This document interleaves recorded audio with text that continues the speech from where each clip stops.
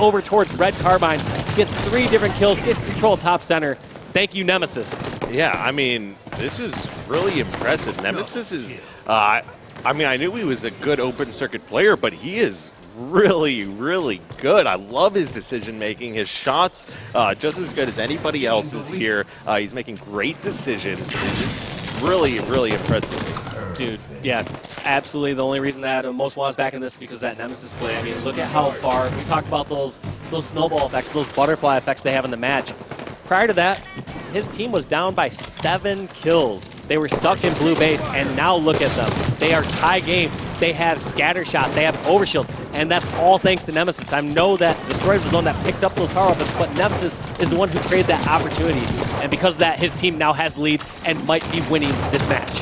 Yeah, I mean, Destroyed's doing a really good job as well here, locking down this top center position. Move back and forth. He's going to get some callouts from his teammates. Finishes off that kill on Cloud. If he hits the scatter shot, does take the player no shields, but looks like he will be able to escape with his life. Lifestyle here is over on the Plasma Caster side of the map. Does throw a great grenade that picks up a lot of hit markers here. Takes another player, no shields, bottom center. Nobody in position to finish, and Gabriel winning the 1v1 on Nemesis there. Shields obviously had to have recharged, but still, it was a good position to have a 2v1 and Most Wanted's advantage, and they were not able to capitalize on that one. Gabriel doing a good job just locking down Plasma Caster here now by himself. He does have another player coming up on his radar. He's going to elect to go up to that Plasma Caster 2 spot, but Lifestyle, you can't fight this one when there's 2 players over here on Pink side. He decides to challenge Peak 1, so I like that play there. He's not going to be picked off here from the player P2, but if they're able to collapse, they're going to be able to finish off these kills. Now, actually, this is a really good job by Most Wanted. They're just backing down, going back into the base. They don't have map or weapon control here, so it is still going to be difficult for them. Yeah, I was originally concerned about Most Wanted and how they were playing that out because it felt like they have too many players down low. Looks like it ended up working out because they had a couple members of Panda Gaming just trapped at top Pink side, which I think was more of a mistake on Panda Gaming side. It's okay to have one member like Gabriel just laying some shots down there, but having 2 members top Pink, and I did not see who grabbed that overshield. It was actually the hero of this match so far for Most Wanted, Nemesis, getting another clutch kill, getting his overshield, doing some damage, and taking down Brian Nuke. 3-kill lead for Most Wanted, and I don't know how many to credit to Nemesis because just the amount of kills he has by himself does not tell the whole story for what he's done for his team. Yeah, I mean, Goofy was trying to set up and get that overshield as they did have the time on it, but there are 3 members of Most Wanted that dropped out to contest. Goofy was not able to get a burn. That is going to give Most Wanted a lead here now in this series, which is kind of a little surprising. I don't know what the rest of Panda Gaming was doing when that overshield was coming out. See so many members of Most Wanted down low on the map. Like right here, it's okay to rotate over once in a while. I mean, that's probably the flank that Nemesis made earlier on, but it just seems like they need to just get this top middle presence. Once you have numbers, once you get a kill or 2, there's no point in flanking and trying to be sneaky down low. Just fly out as a team towards top center, towards top car. You have numbers advantage, and you can just shoot across the map. So many different lines of sight from up top. But right now, it just seems like they opt to go down low so often. I mean, Destroyed, it's okay having maybe one member down low like this, but look at this. We have 2, 3 members of Most Wanted down low on the map, and that's surely going to give top control to Cloud and the Panda Gaming squad. Yeah, I mean, it's surprising to see how much action is just happening bottom center. Both teams, like, even though one's bottom center, the other team's dropping down to fight on bottom center. So it doesn't make any sense to me. Yeah, I mean, that height advantage can be very, very crucial. The only time you really want to do that is when the overshield is coming up. But just like as I say that, Panda grabs 3 kills here from these players in blue 2. Not sure where that final player is. They will spot him out and finish off the kill. So everyone on Panda Gaming staying alive here. Plasma Caster has spawned only 1 member from Most Wanted over there to contest. Gabriel's going to grab a quick double kill. 3rd player top center taking no shield. That's going to be picked off by Goofy. All of a sudden we had a tie game, and now 7-kill lead over for Panda with new overshield getting ready to spawn. But it's all because of positioning. Look at every single time we're looking at some member of Panda Gaming. We see Cloud just going top center, staying up high. Even though there's members down low, he's not dropping to fight them in this situation. Whereas when I look at almost every single member of Most Wanted, all down low. I mean, we see both. Brian who cleaned up overshield with that caster. And yeah, that might be the nail in the coffin here, because that overshield was necessary to use some sort of buffer to get towards top center. You need to take those extra shots when you push it across top. We see Most Wanted finally up top. We see them up to part 3 and such, but looks like they're focused down low. I mean, I'm okay with getting a kill down low, but if they don't have top center already in control, Bomex needs to be watching top center, and they're focusing in the wrong areas, like looks like just reacting to callouts, worrying more about where teammates calling a player out rather than getting great position like top center. Yeah, I mean, and Panda Gaming's doing a great job here, especially Ryan. He's really been the leading force here, grabbing a bunch of kills with this plasma caster, including taking out that overshield player. You know, you pointed out, oh, Ryan going big once again. This game number 5, keep in mind. Destroyed grabs one. 2 kills away from Panda Gaming, taking this series in the winner's bracket and sending Most Wanted to the losers. Now, it's still not over. We talked about how good top center is a good position. But look at even more so, Panda Gaming getting even better positions, getting car 3 or car 4. I'm not sure what you call that call out. Yeah, let's just go with car 4 on that one. Maybe even car 5, just throw that one out there. But yeah, 48-40 lead. And, you know, we were talking about that overshield before. Okay, Lifestyle getting taken down by Ryan. Ryan should be able to pick up this last kill here on Destroyed. Will go ahead and do so.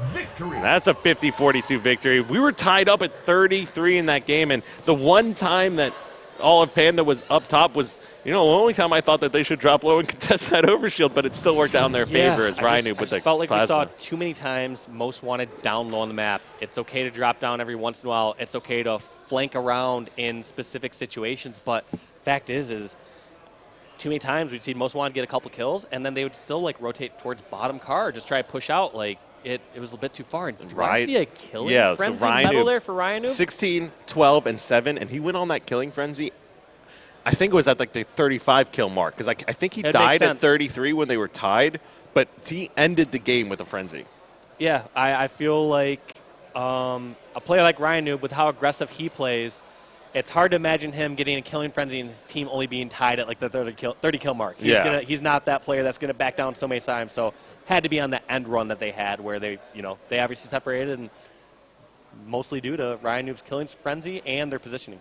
Yeah, I mean, you did have Most Wanted secure that last overshield, but then Ryan, with the plasma caster, like we said, takes out the overshield player, secures. Yeah, part of the killing frenzy is killing an OS guy. Yeah, that's really even more impressive. Really good. And then, of course, the map control that he had and was helping out Panda Gaming during that game. So he was on that killing frenzy when he was jumping up car 4 and laying down all those fires, all that cover fire on the rest of the team here. So Ryan, who being the MVP for game number 5 to secure this series for Panda Gaming, 3-2.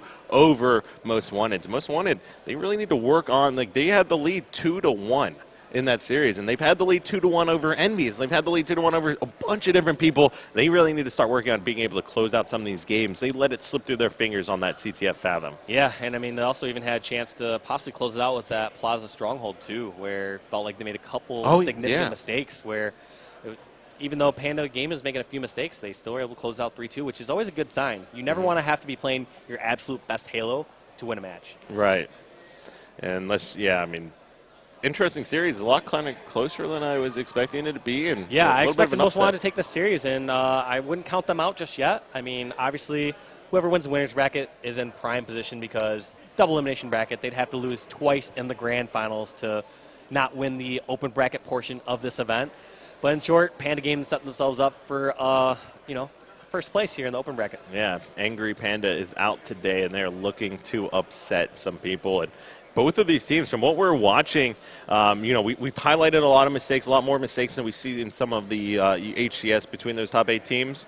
But those top 8 teams still do make mistakes too, and as long as Most Wanted and Panda are able to kind of work out a few of those kinks, these guys can give Enigma 6, Evil Geniuses, Allegiance all a run for their money. Absolutely, yeah. I expect the top team here, or top couple teams from the open bracket, to have the great potential to upset. You talked about at Esports Arena where Most Wanted was up 2-0 on Envious and could have potentially 3-0'd Envious. Yeah, and that's actually to bring up another point, too. Like, this isn't a practiced Envious squad. This is an Envious squad with Lethal. So Most Wanted was able to go up 2-0 on the actual Envious lineup, where now they might have an opportunity to actually defeat them since it is not their full squad.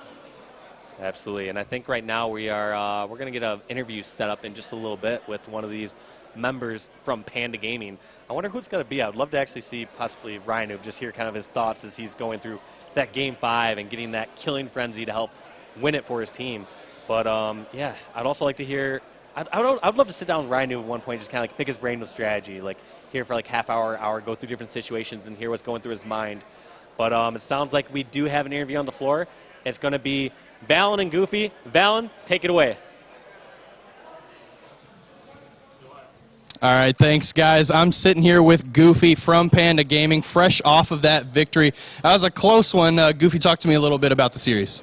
Well, obviously it was an intense series. It was close almost every game. So after losing game 4, I believe, I don't even remember. We just knew we had to come out hot game 5, and that's what we did, and we took the series.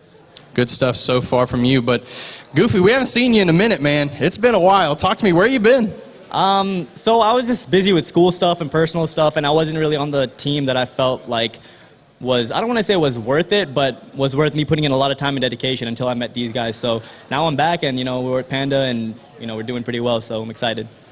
Yeah, so what kind of made you decide to come back and play? I know you talked about the importance of your teammates, the importance of feeling like your time is worth it, because obviously you got a lot of stuff going on outside of Halo, but you were one of those top pros when you burst onto the scene, and always, a lot of people enjoyed watching you. What was it about this roster in particular that kind of grabbed your eye?